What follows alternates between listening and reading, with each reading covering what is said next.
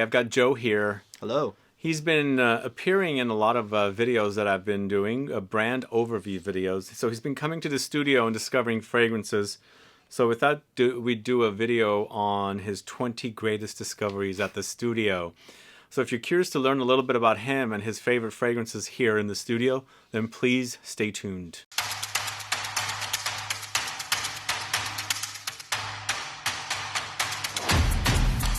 Thanks so much for tuning in. This is Sebastian. This is Joe. Hello, everyone. How's it going? It's going well. Thank you for having me. I think this is a great little idea that we came up with, that we could get to learn a little bit about me and show how much Sebastian's wonderful collection has taught me. So, when did you first get into fragrances? I really started getting into it when I was at a very young age. I used to wear Acqua di Gio. I used to go to Macy's over by Stonestown in San Francisco, and I would ask for samples because obviously, as a little 10 to 12-year-old kid, I didn't have the money to go out and buy a full bottle. Aha. That being said, my taste and my nose has gone in many different directions. I do like things all across the board, but I have definitely strayed away from that designer take on aquatic and citrus, and I've learned to appreciate Cologne. And I've learned to appreciate lots and lots of other types of perfumery. So I'm going to throw a little bit of a curveball here. We actually discovered a fragrance here that we both didn't really enjoy. So there's a brand called MIZENSIR, and the perfumer obviously is Alberto Morillas. We just spoke about Acqua di Gio, and Alberto Morillas loves to do aquatic marine fragrances, but both of us have smelled this fragrance, and there's something about it that there's something off. Yeah. It's fishy. It's freaking fishy. So can we talk about it? Oh, I would love to. You want to grab the fragrance? I'll go reach over for it right now. Let's see. Don't want to knock anything over. Oh, you just did. And I did knock something over, but we're good. There's a fragrance right there. So it's called Tonic Water, and for me, I thought this was more like a gin tonic, but he already has a fragrance called Blue Gin, which is more of the idea of, gin tonic. Here, though, it's extremely, extremely marine. It's almost like you're swimming in the sea.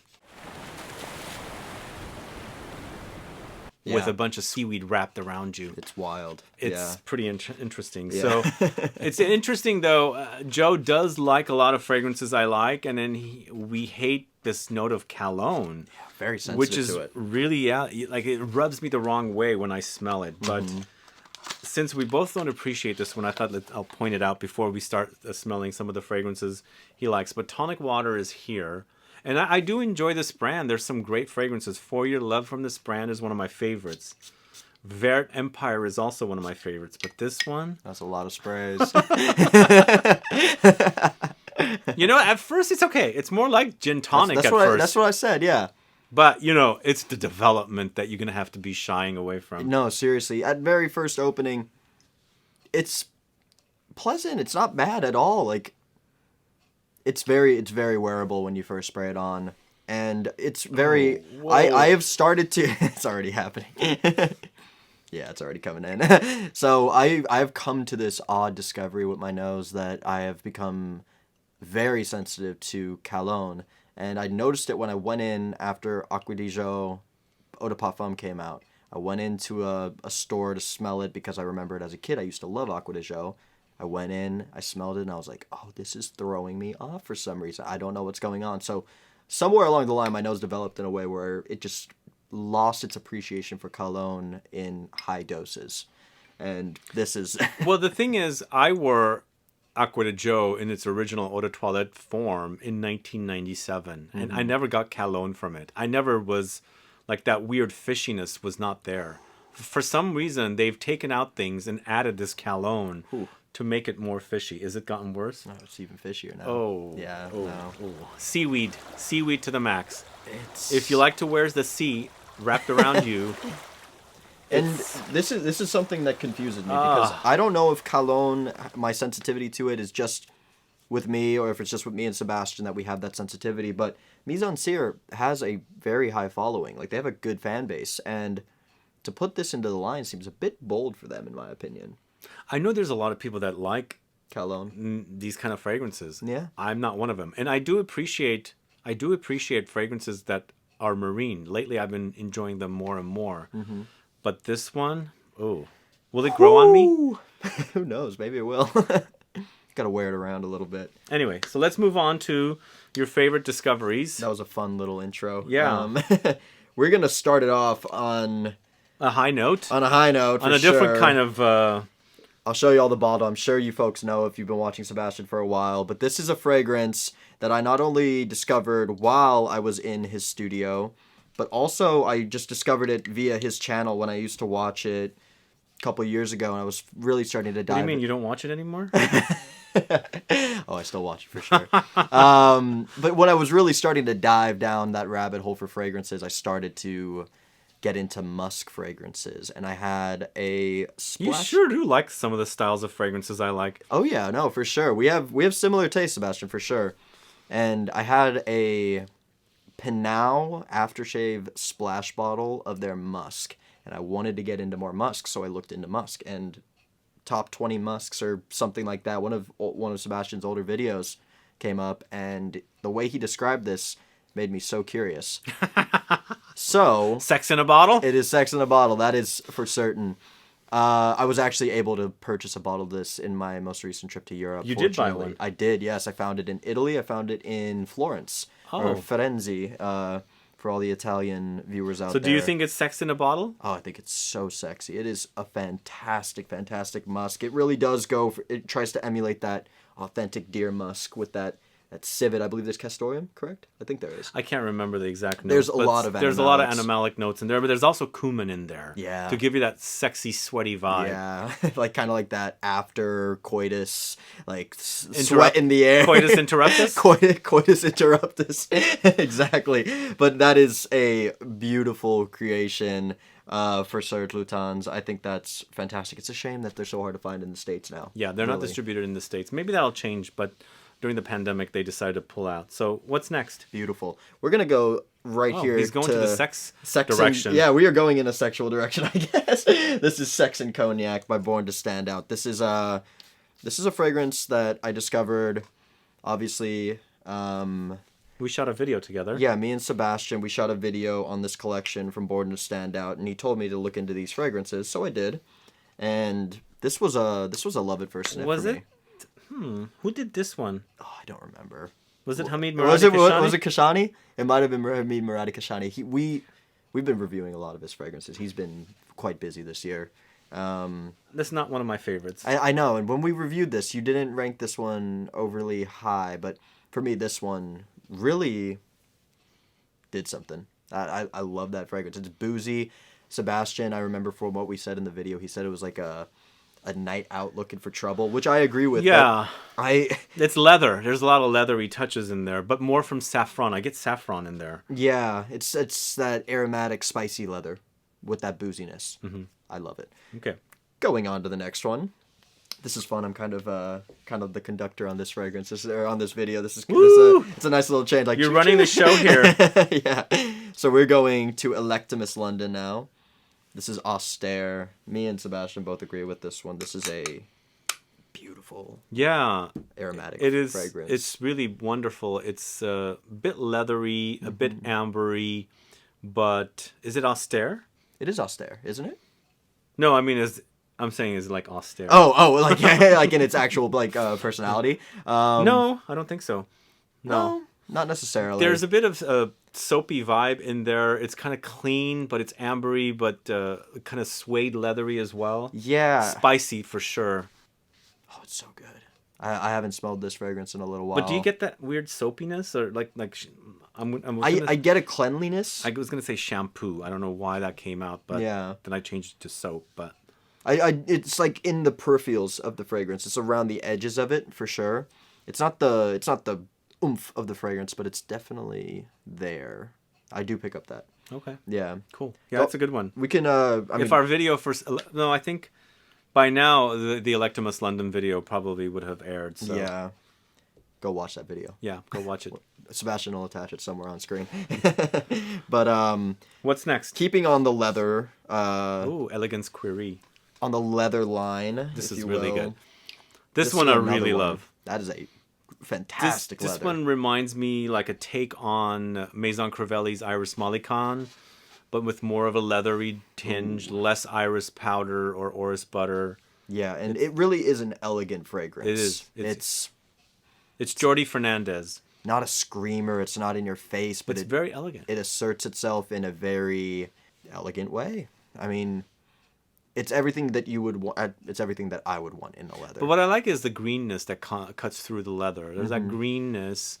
And with Iris Mollicon, it's galbanum. Here, I think it's juniper berries, Yeah, from what I remember. Yeah, I do remember that there was a green tinge, and it definitely does come out through the fragrance. It's not necessarily something as green as maybe like a reckless leather from Amouage. It's not necessarily. That's more, as the name suggests, it's more reckless. It's more out there and a little bit more aggressive. This is very subtle yet It's very assertive, elegant. I and mean, it's- the name is correct. yeah, it's so self-explanatory, but really, really beautiful.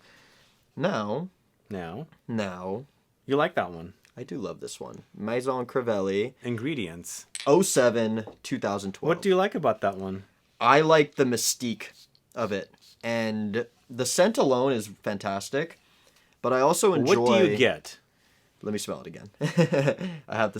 Because we don't know the notes. For sure, I get saffron. There's a bit of vetiver dryness. There's a little amber fruitiness. I get the vetiver. I don't necessarily get the saffron, but I You get don't get the saffron. not too much. I get a leatheriness, which I guess could be contributed to saffron or attributed to To saffron. me, saffron leather smells more like fabric rather than leather. Mm-hmm. And I'm getting major fabric here.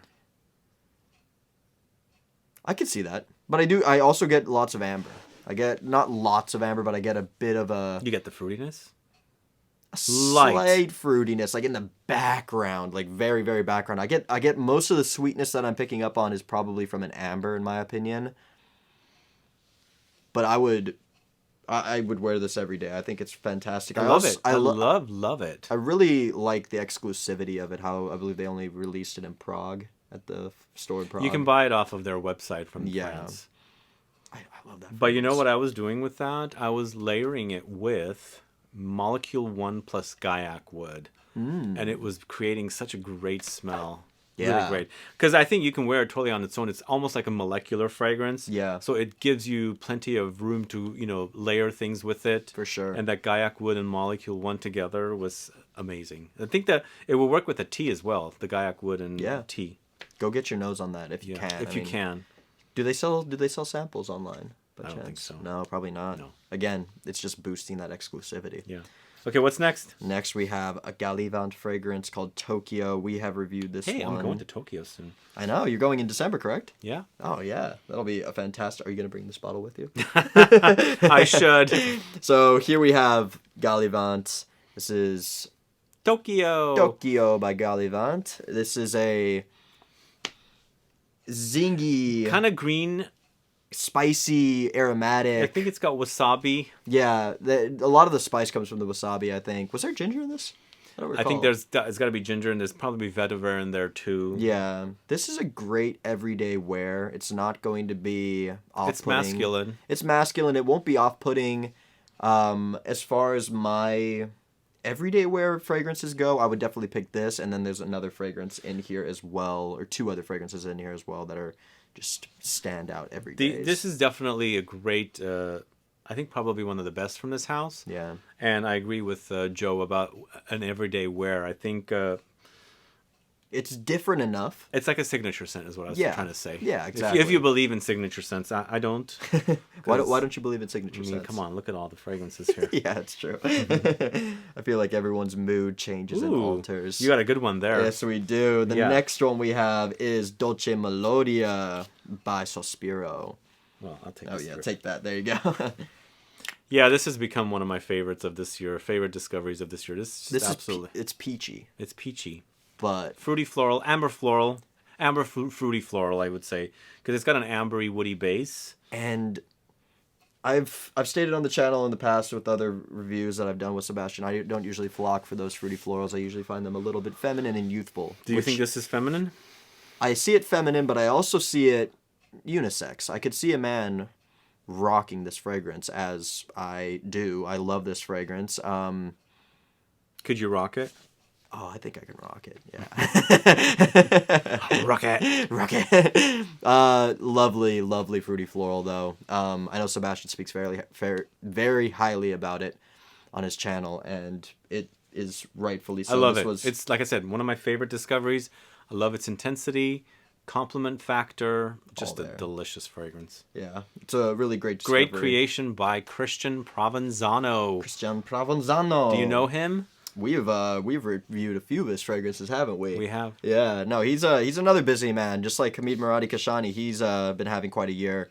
Christian Provenzano, he did a lot for the Electimus, correct? Yeah, some. Yeah, for Electimus, he did a few for Electimus. Now this one is a fragrance that after I saw a review that Sebastian did on this, I immediately kind of got infatuated by the note breakdown and the idea behind it, called Frustration by Atat Lebre. It's a good gourmand. D'Orange. It is a good gourmand. And kind of in the ballpark of By the Fireplace. And this is another thing that I was going to touch base on. I am a huge lover of By the Fireplace. I discovered that fragrance on my own, and I really took towards that cozy, warm feeling. That one is just Wait, you didn't have any guidance to discover it? You just discovered it on your own? You didn't watch a video or anything? No help? No help whatsoever? I did not utilize YouTube for that one. However... Oh, come on. However, I did certainly utilize a bit of influencing, or not even influencing, but education on this one from Sebastian's channel, and I almost get a peanut butter. Do you get that? See that. I can see that. You get peanut butter? I can also see speculous. Speculous, yeah. You know what speculous is? I've smelled it before, yeah. It's cookie butter. Yeah. Wait, speculous. Yeah. Is there a fragrance called speculous? No, there's no speculous. I don't know. No. Maybe there is. I don't know. I swear, I feel like I've heard of a fragrance called speculous. Cookie butter. Do you know cookie butter? Yes, I do know cookie butter. Yeah. It's called speculous cookie butter. Like Biscoff. Yeah, Biscoff. Yeah. Yeah. Okay. Okay. That threw me for a loop because I didn't know about speculous. There's a perfume called Speculous. But that name rings a bell. I feel like I've smelled something that has a name similar to that. Wear Speculous. You're gonna smell great. You're gonna smell like cookie butter. But yeah, Biscoff, Speculous. Frustration. Exactly. Kind of going on that gourmand path. We're going with this one from L'Artisan. It's called Noir Exquis. Noir Exquis. I also saw this one. I saw this one actually in Sebastian's studio. This is kind of in the same ballpark as the other. Yeah, it definitely is in a similar There's a vein. nuttiness about it. The other one's chestnut. This one, I don't know what the nuttiness is. Also, there's a breadiness about it. It's the Bertrand de Chafoul. Mm-hmm. It's delicious. You get a bit of a coffee. There's a light coffee. Light coffee. Not very distinct coffee. No, but this one, as Sebastian stated in a previous video, I believe it was created in inspiration of a French patisserie. I don't know if this was created... Maybe it was. I can't remember. Yeah, it could be. It was an older video that I ended up watching, but one day when I was here in the studio, I saw it and I was like, oh, wait, I remember I saw Sebastian speak about this, so I wanted to experience it firsthand, and I thoroughly enjoy it. It's a great discovery. That bottle's from like 2016. The old juice, and it's also, it's been loved. It still smells great today. And it's been loved for certain. Bertrand does good work. We'll go complete 180 on this one. Wow, what's this? What is this? What the heck? We're going Colonia. Aqua de Parma Colonia. You're going retro on me. We are going retro for certain. I was able to purchase a bottle of this. You were? As well in my last Europe trip. I got this also in Italy. I found this at a tiny little mom and pop perfume shop, and I was able to get it for a very good price. I couldn't really pass it up. And yeah, it's good. Yeah. It's traditional eau de cologne, very Italian, fresh amazing. Summer. Yeah. Breezy, but warm, humid. I did deeper research into this fragrance, and I realized that this was the scent of the golden era in Hollywood in around like the 1950s into the 1960s. Apparently everybody was just wearing this fragrance. Really? Yeah. Okay. I thought it was from earlier, but... Well, it was created in 1916, and then it started catching... Wow, you know the history. Yeah, I did. I looked into this one. I did. Okay. But it started... No, I know it was in the early 1900s. Yeah, and then it started catching notoriety, I guess, 20-some years later, and people really started to appreciate it in America across the pond. Okay. So It's a good one. Love that fragrance. Yeah, it's good. I feel like It's a an lot eau de of cologne. a lot of eau de colognes definitely take inspiration from that fragrance. You're going back to Maison Crivelli. We are going back to You Maison must like this Crivelli. brand. I do like the brand. I like And you must like a fragrance that I really love and nobody else likes except for the two of us. Nobody Patchouli Magnetic. Nobody likes this card off the strip. I don't understand why. It's intense. No, it is intense, but it's so lovely. It's good. It's good. It's a good Ooh, patchouli. Very creamy. White flowers. There's a peachiness about it. It just has a very lactonic quality against a very earthy, really hot, humid. There's a humidity about that fragrance. You can really experience it. Yeah, in the press or the marketing campaign, I saw that they have it with a picture of what looks like a tropical thunderstorm in the background, and I see that because it has that darkness and it has that tropical, as Sebastian said, humidity to it.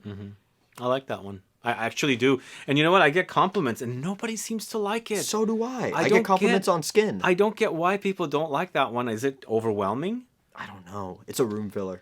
It is a room filler, and it powerhouse. lasts. It lasts. Yeah, it is certainly a powerhouse. You just did a video on Maison Crivelli, your top 10, didn't you? I did. Yeah, so... And that was ranked pretty high. Yeah, so he'll link that somewhere as well if you want to check that out. But I love that fragrance from Maison Crivelli. Okay. I think that's a really But what's this one that great you've chosen? This is something everybody knows. Everybody seems to know this fragrance. This is when I was getting very... I was newer still to the whole fragrance rabbit hole, and This is a good one. I was looking up great. I want to say I looked up great designer fragrances or something when it's probably about 4 or 5 years ago. This is good, and it's a really good leather.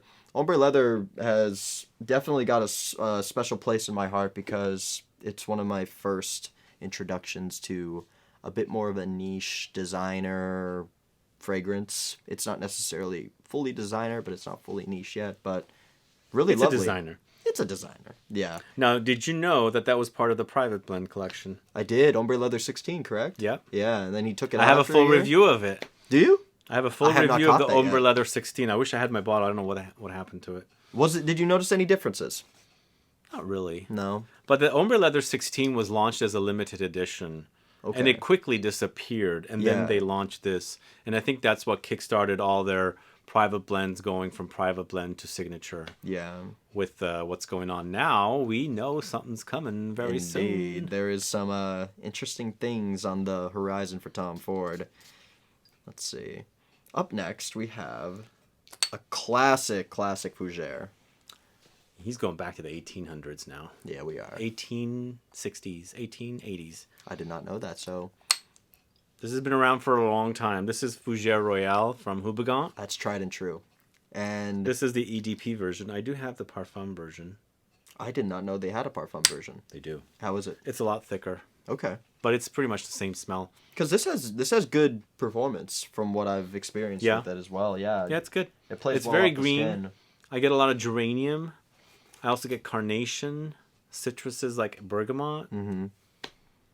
Coumarin. I really, really do enjoy this. That's a fragrance. classic masculine for sure. That one. So as I mentioned, there were 2 other fragrances that were like everydays. It goes Tokyo, Colonia, and then Fougère Royale. Those are 3 amazing everyday wears, all fitting different moods. Okay. So, yeah, if anybody's looking for an everyday, those three are fantastic. And we are going now to Guerlain. You've got 3 Guerlains. 3 Guerlains, yeah. Jesus. Which is... Are you a fan of Guerlain? I am a fan of Guerlain. I think they're amazing. A lot of the work they do is... But why this? I just love that fragrance. I think it's sandalwood, but... Santal Royal. We should show them. Yeah, we should. Sorry, guys. It's sandalwood, but it's... missing the bow. I don't know. It's lost. Oh, yeah, huh? Somebody took it and didn't give it back to me. How dare they? Anyway.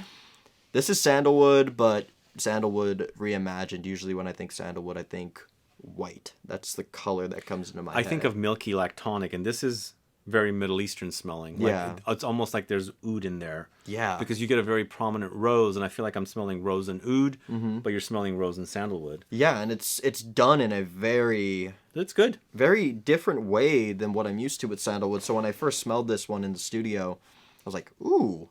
Is there also saffron? I think there's saffron in there. That's what's causing that whole Middle Eastern vibe. I think. Yeah. Love this fragrance. It's good. It's good. It's a very nice fragrance. Sticking on with Guerlain. We don't want this video to be too long. We don't want to ramble all that much. But we're going to go... We're going with Shalimar Millésime Tonka. So, would you like to describe this one a That little is bit? a freaking fantastic fragrance.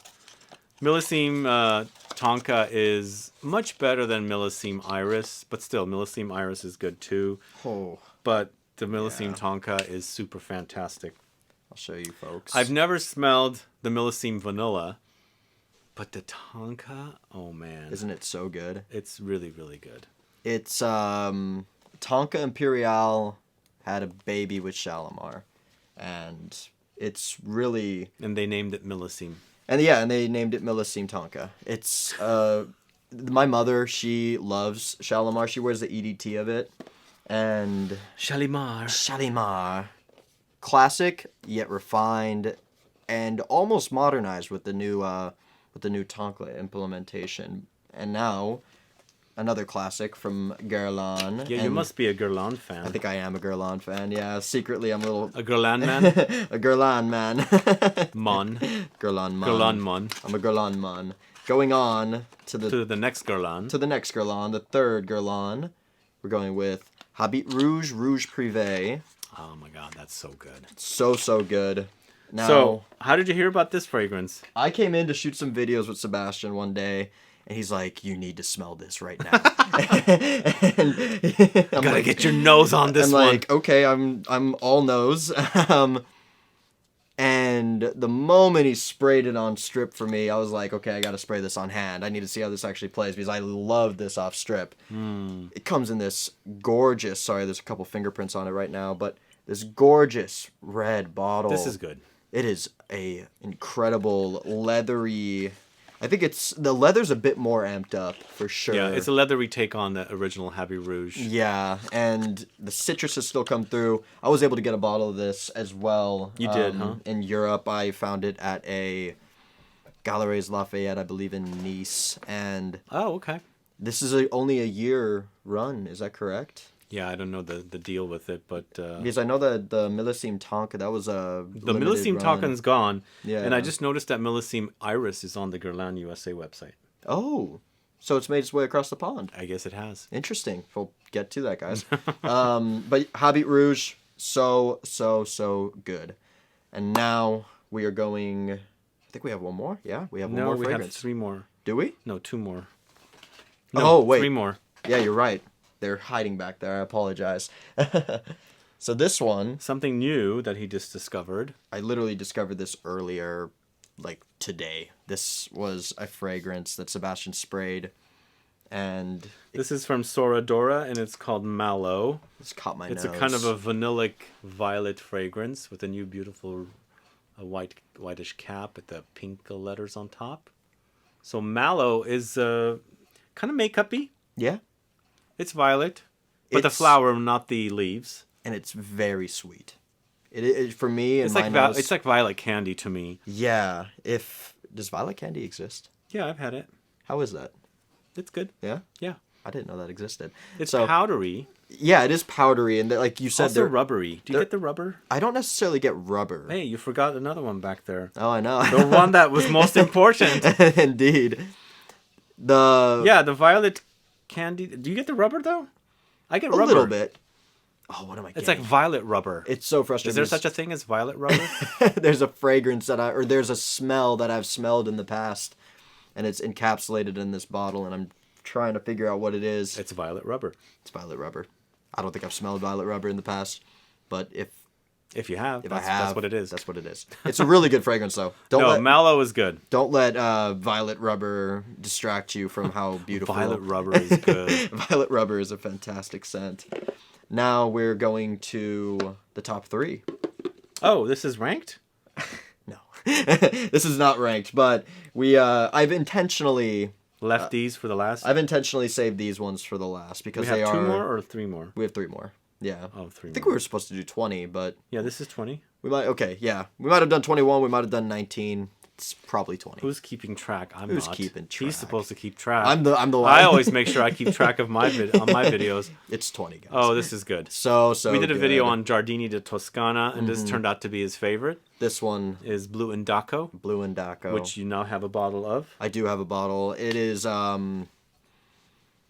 I always say marzipan. Sebastian says it's drier because marzipan's a bit gummy and a little bit more... pasty. Yeah, exactly. And but still, agree. I get it. I mean, I get it. No, and I also agree with Sebastian because it does have a dry quality to it. But it's good. It's almondy. So nice. I've gotten... Just imagine you've left marzipan to dry, and that's what you get. So with this fragrance, I've actually worn it. I've worn it 2 days now. I think I smelled it on you when you were wearing it the other day. I got a compliment out of Sebastian because he smelled it. He was like, yeah, I could like that? smell his projection on his trail.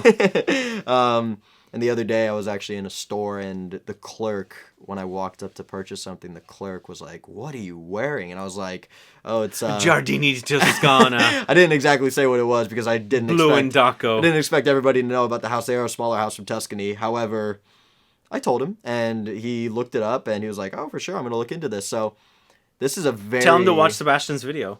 I so should have plugged you. I so should have done that. What am I doing? But yeah, Blue Indaco. Yeah, you're in it too. I know. What am I doing? Oh, I actually did a video on this. But yeah, that fragrance very special for me. Okay. Yeah. Cool. And what is your number 2? Let's go with Overture Man. Oh. This one... Number 1 is special. Oh, number 1 is special indeed. Hey, it's got a place for a reason. Overture Man is... What is it that you like about this? It's boozy. It's boozy and it's animalic. It's musky. Yeah. I don't think it's that animalic. I get a sweaty. I get like a... Okay. Like a sweaty, drunk...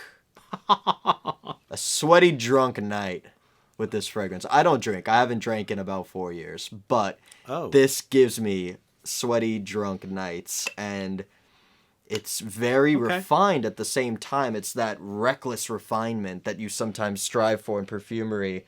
And sweaty, drunk night. Sweaty, drunk night. I think that is so nice. And a weird fact, when I first smelled this... Do you have a bottle of that? I do have a bottle of this. When I first smelled this in the studio, I ended up scavenging together a sample of it.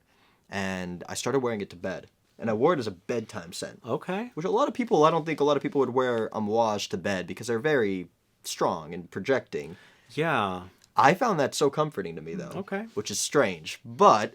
Makes sense. Lovely and warming, spicy. It is warm and spicy and also very, very musky. Yeah. It's got the kind of animalic notes, and the cognac is really nice in that as well. Really well blended. Yeah, I think that's one of my favorites for sure. But my favorite is Journeyman still. I love Journeyman, but that's definitely high up there. Yeah, real nice fragrance. So what's your number 1? We are reaching for number 1 right now. Y'all want to take a guess? Put it in the comments. All right. We have Dior Homme Parfum. What do you like about this? Oh, it's this is okay. One of the first times I met Sebastian, he showed me his studio. He showed me his collection because I was still somewhat of a novice to fragrances, and he was like, "Oh, let me just show you my studio." I was able to meet Sebastian through a friend. We spent the day. We walked around a little bit, talked about fragrance. So brought me in here and he mentioned this fragrance. I was like, "Oh no, I haven't smelled that before." And I smelled it. You gotta get your nose on it. And it was another thing like the Habit Rouge Privé, and I fell in love. So you didn't find this in Europe? I did. You bought a bottle? I bought a bottle. Oh, okay, good. Yeah, so I got a bottle of this in January in France. I got this at GBH. What's the name of that perfume or that big I don't know. Department store, GBH, I think, or I might be BVH. BVH. Oh my gosh, GBH. Is that how you say it? Yeah, BVH. Yeah, BVH. correct. Yeah. Yeah, I know that place. I was able. So initially I went into Printemps, I believe, and they didn't have a bottle. So I was like, I was just in Printemps in September last month, and they didn't have any bottles. Yeah, and I was able to talk to a lady, and I was like, "Can you call neighboring stores? Can you call anybody that might have a bottle of this?" She was able to locate one in a BVH, and so you rushed over, and she put it on hold for me. And I'm over here speaking my English and my broken French because I cannot speak French at all. And she was very helpful, and she was able That's to cool. get a bottle on hold. They had 2 bottles at BVH, and I was like, yeah, do I need 2? No, I'm gonna get 1. I look back at it now, I'm like, maybe I should have gotten 2. But it's lipstick, leather, a little bit of rose, a little bit of oud. It's really just what I want in a fragrance. It's so good. It's formal, and it's Sexy as fuck. sexy as fuck. Excuse my Pardon language. our French. But yeah, that I'll show it one more time. I'm sure you folks have seen it plenty. But Dior Homme Parfum, look at that. Amber juice. Look at that. Gorgeous. Fantastic fragrance. That's top 20 creation or top 20 discoveries that I've had Here in the studio. Yeah, that I've had in Sebastian's studio. So I've learned a lot from Sebastian. He's definitely taken me on a little bit of a detour through my fragrance journey and kind of opened up my nose, if you will, to a lot of different creations and a lot of different pathways to perfumery, which I'm very grateful for. Cool. Yeah. Cool. Well, thanks so much for doing this. Yeah. Thank you for having me. No, this was a lot of fun. We kind of just got to ramble a little bit about Yeah. perfume. We rambled quite a bit. Guys, thanks so much for watching today's video. Stay tuned for more videos with Joe. I've got, as I said, brand overview videos that I'm doing with Joe. Maybe we'll switch gears and do some other things, but for now, I think it's been fun. Yeah, that was a great time. We've got this video where you can get to learn a little bit more about him. If you have any questions or comments, please do list below. Please like this video. Please share it. Follow me on Instagram and Facebook, and I'll be back with more videos very soon. Have a good one. Goodbye.